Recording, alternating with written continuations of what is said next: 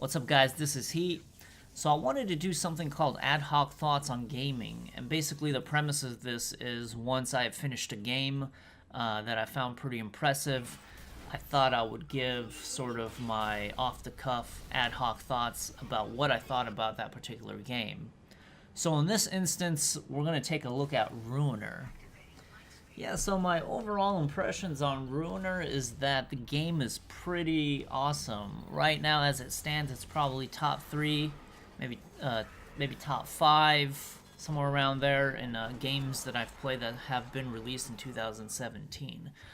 And I've been hyped about this game for a while, so I had a lot of anticipation and I guess just hype levels for this game, and I got to play it at PAX West. I got to play the a demo version of it, which I kind of think was the prologue. And when I played it at PAX West, it was pretty hard, and that's one of the things that I liked about it, is that it wasn't afraid to be a very punishing, very difficult game. I think that when I was watching people play it, not a lot of them actually finished a demo, because the boss for that demo was pretty difficult.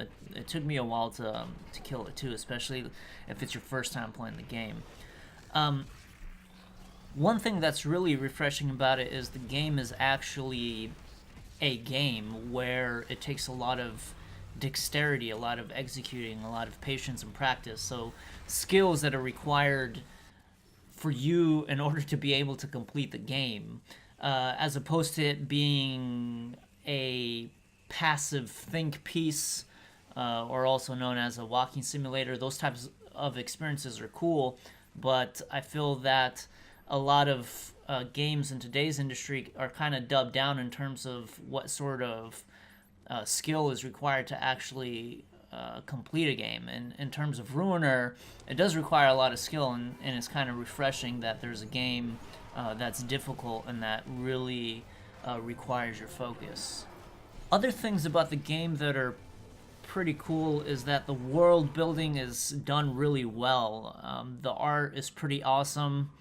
It's dark, it's kind of gritty, and it's also sci-fi, kind of cyberpunk themed, which you don't see too often in the game industry. So that's also a nice touch. You can tell it has it wears a lot of influences, or it has a lot of influences from Japanese comics, for example, Akira, Ghost in the Shell, Armitage, things along those lines. So it does have Japanese influences, but overall it looks pretty stylish, and it plays pretty stylish.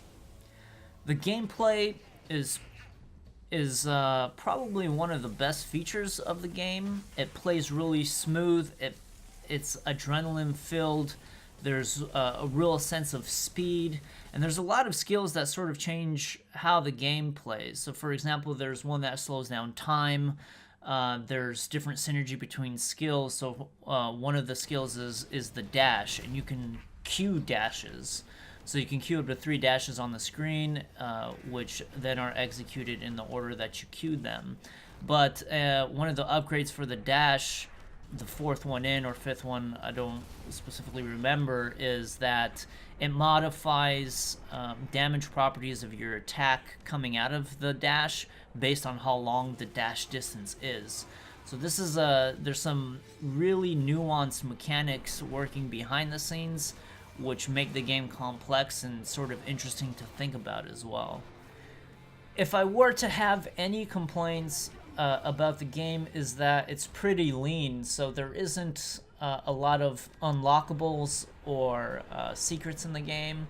It would have been cool to throw in some stuff like, oh, you beat it on normal, you unlock some artwork, or you beat it on hard and you unlock maybe the behind the scenes video that Devolver Digital did for the game.